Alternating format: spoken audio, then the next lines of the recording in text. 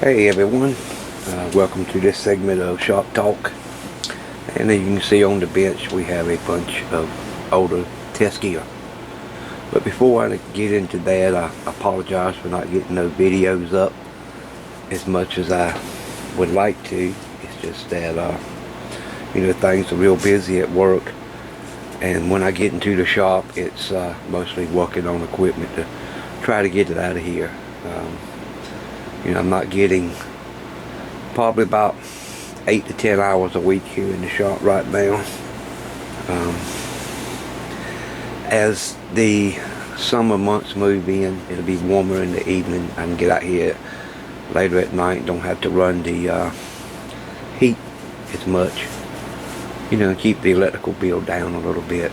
My last month electrical bill was over $700 here, so you have to do what you have to do.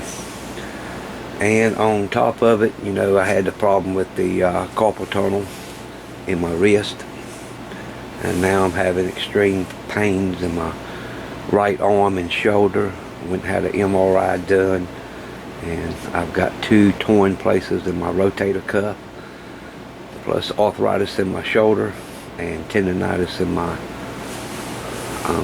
tricep. So I'm going to be going in this coming Tuesday, and we're going to see if they're going to do surgery or what they're going to do. So may be down for a while.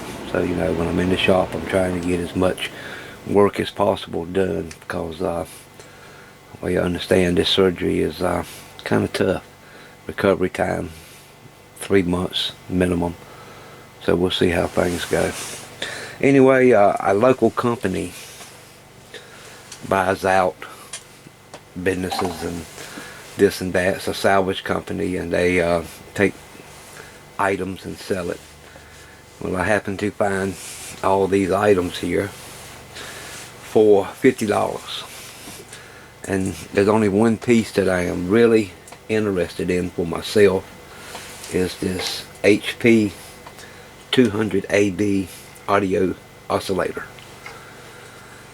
And this comes in handy if you work on something like a Yaesu FT101ZD. You have to put a tone into the microphone jack to set the frequency ranges. This will do the job. Up here we have a HP 5302A frequency counter, and you can see it's well, maybe you can't see.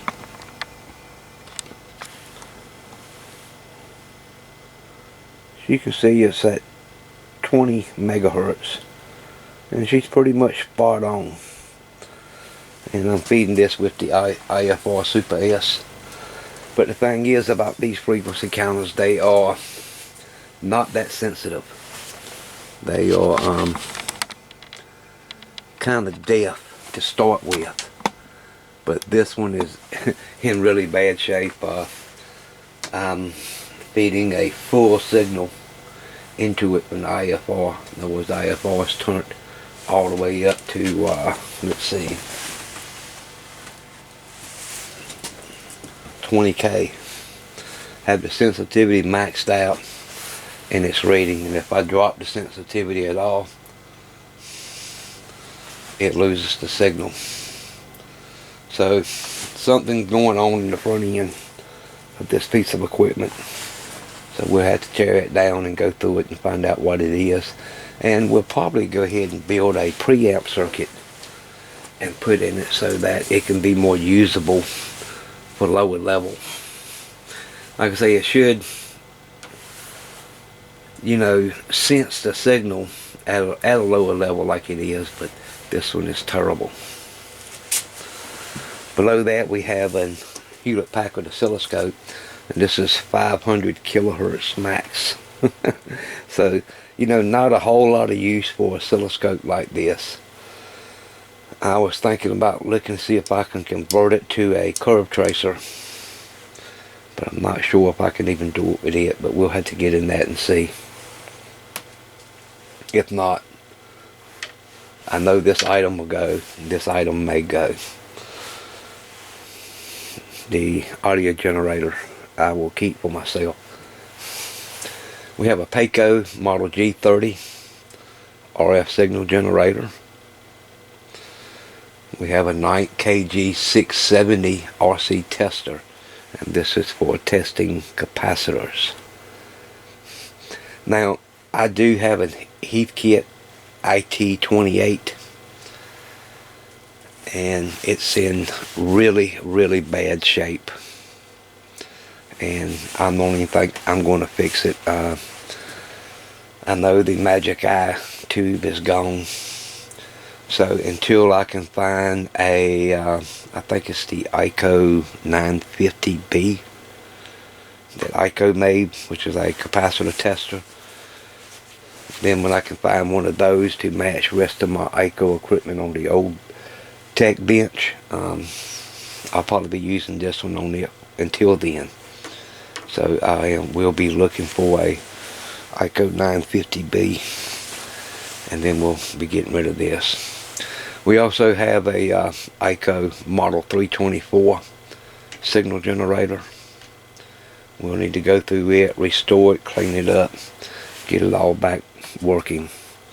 Now, I will not keep this because I do have the ICO 315, which is the bigger unit. And I've checked all this equipment out. Everything does work.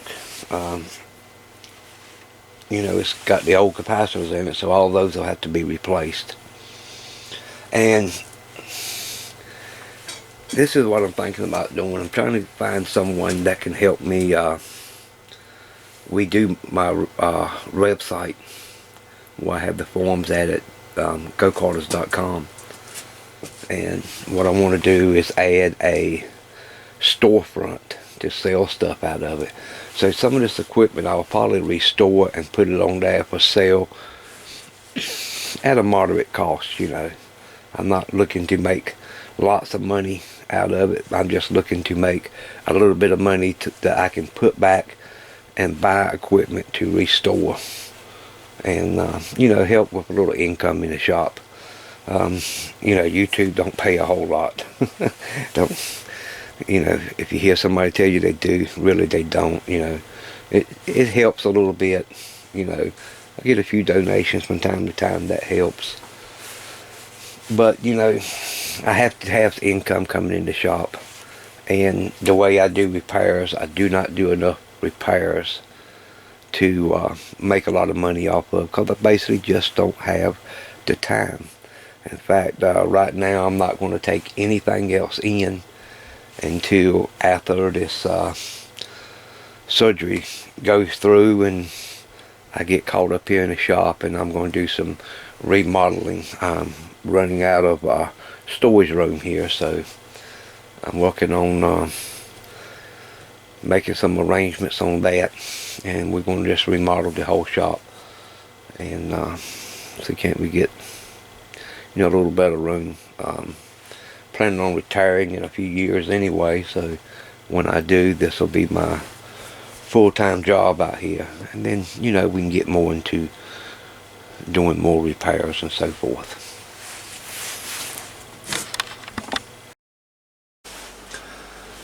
So another thing I've done is I went ahead and purchased more video editing software, and you know, I've been using Windows Movie Maker for a long time.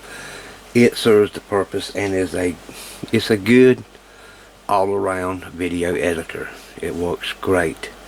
It lacks features, so I went ahead and downloaded Filmora and went ahead and bought the license for it to take the watermark off, and it is a good video editor that has a lot more functions. So I took an old swing arm off an old lamp, and I've got several holes here in the bench here where I can just set this thing down into, and I took a camera mount off an old tripod and mounted it to the end of it, and I have my second video camera on it. And I wanted to do this so when I'm working on something, I can get like a screenshot of a oscilloscope you know, to put in the picture-in-picture while I'm actually having the main camera, you know, down on the work surface at what I'm looking at. And this way you can get two views of what's going on, and I don't have to keep moving the camera or trying to get test equipment in the shot so y'all can see the two things at one time. So I think this is going to be a big help in the future. But you know, you can see I have the screen pointed right at the oscilloscope screen, so that will be capturing that video while the main camera is actually catching the work. So, you know, Mike over at Mike's Radio Repair, he's the one that gave me that idea with the software and with the camera mount, and I think that's going to help quite a bit. Like I said, I can move this to several places on the bench to point it directly at the piece of test equipment or voltmeter or whatever, you know.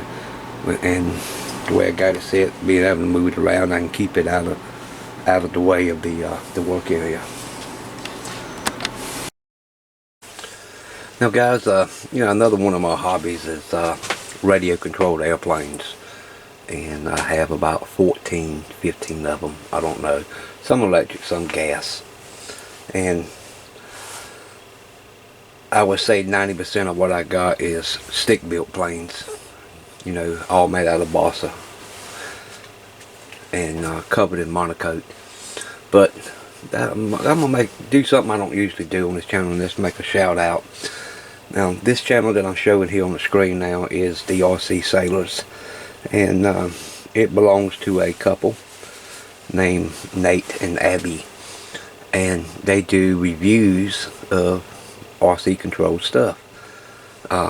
You know, little cars, airplanes, drones, just different types of RC equipment. And it's a good, clean, wholesome channel and very fun to watch. Now, they don't need a shout out because they're well over 100,000 subscribers. But you know, if you're into RC, this is a good channel to check out, and I'll leave a link down below in the show more tab to their website on YouTube. But you'll enjoy watching their videos if you're into RC. You know, it just seems, I don't know, but so like ham radio, radio repair, and radio control stuff just goes all hand in hand, and this is why I'm making a shout out on that channel. Another reason why I'm doing it, if that you're into RC stuff, a lot of times before you can go buy a product and get disappointed, you can actually go here. Hopefully they have already reviewed this product, and you can actually see it firsthand before you go spend your money on something that's worthless. So yeah, be sure to check out Nate and Abby. And for you that didn't know it, I do work on RC related stuff. Like this is a Focus 6 that I'm working on for a guy, and this is an old vintage transmitter, but you know, the guy wants it working, wants it restored and put back in operation. So you know, he just loves this old stuff, and that's the kind of stuff that I do. Now the newer stuff is a little bit tough for me to work on because some of it's up to, you know, 5 gigahertz, and I do not have a signal generator that covers 5 gigahertz. I can go up to about 1.5 gigahertz, and that's about it. So I guess it's time to go on eBay and start looking. So we'll see how that goes. So anyway guys, I got a couple more videos that's in the queue. I'll be getting them uploaded soon. Got a couple of product reviews to do, and it's back to work on the bench. Lots to do, little time to do it. Anyway, we'll see you in the next video. Bye now.